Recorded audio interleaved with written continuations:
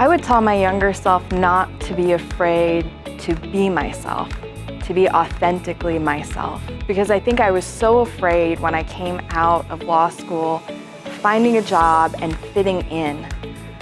I think really being true to yourself and who you are, your quirks and all, is super important. And I think it makes the practice of law, and which is challenging in and of itself, easier, because you're not pretending to be somebody that you're not. I would tell that person to enjoy the ride. We have an amazing profession. It is a lot of hard work, but I look at what we do every day. I look at the clients we get to represent. I look at the folks that we get to be against, and I look at our judicial system and our judges that we get to be in front of. And it is a true honor and pleasure, and so enjoy that ride. And so I take very seriously the counselor at law as well as the attorney at law. And a lot of what we owe our clients is counseling them through these things. And that's part of what builds the relationship and also helps me truly enjoy that ride even more. I think that both in your personal life and your professional life, grace is one of the most important things that we can have, and how we interact with one another, opposing counsel, opposing parties. And I'm really proud of that. And I look at that, and it's something I've instilled in my 4 children. And I'm incredibly proud of the grace that I have in litigating cases. I'm a tough fighter. Nobody thinks that I'm an easy target, but they also know that I'm going to be tough, but I'm going to be fair, and I'm going to be graceful during the process. One way I was able to rise in the profession was when I got rid of the bow tie. Hi, Celeste. Hi, Judge. It's not like me to tell a judge what to do, but I would say, get rid of the bow tie. You gave me the bow tie. Remain objective. Don't take yourself too seriously, and hang on to your sense of humor.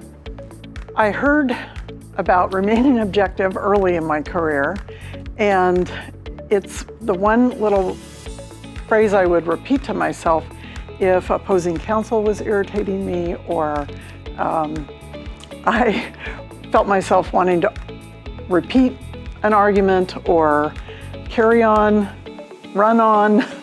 I would hear that little voice in my head saying, remain objective, stay calm, don't take yourself too seriously. And occasionally, I would have an opportunity to slip in a joke. What would I tell my younger self? Listen better to people, and not just listen, but to hear what they are saying to you. Being kind to people, you can just see the relief in people's faces when they're upset, and you just take a moment and you're kind with them. And I wish I'd always been like that. People are important, and they aren't just ships that pass in the night, and as much as you can, hang on to them for the period of time that you know them. I would tell my younger self just to relax and that you'll figure it out. I think after college I was a little confused on what I wanted to do, what I wanted my career to be, how I wanted to fit into the world. And it took some time of just reflecting and growing up a little bit and deciding that I wanted to go to law school.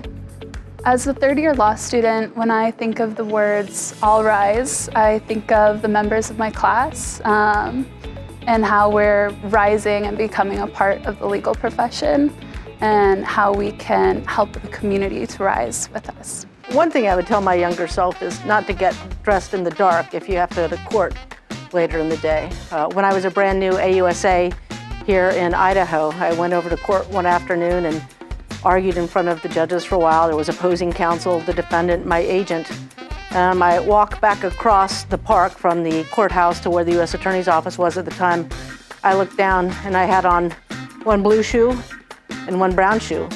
And I used to get up early before my husband got up, and I would get dressed, and then I would head off to court. And most of that I did without ever turning the light on. I would tell my younger self not to do that. Otherwise you end up with mismatched shoes, and no one tells you about it all day long. Oh, and I guess the other thing I would say is learn from your mistakes. I would tell my younger self to allow yourself to be vulnerable and more specifically to ask for help when you need it.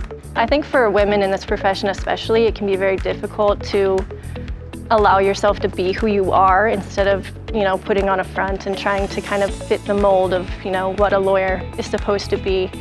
So that's kind of one thing that I want to continue working on, is allowing myself to just be who I am and not worrying about, what other people think of me.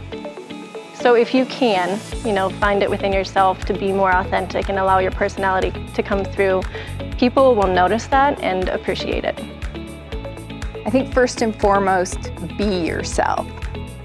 And secondly, be kind. Always take the high road because you'll never regret it. And finally, help others.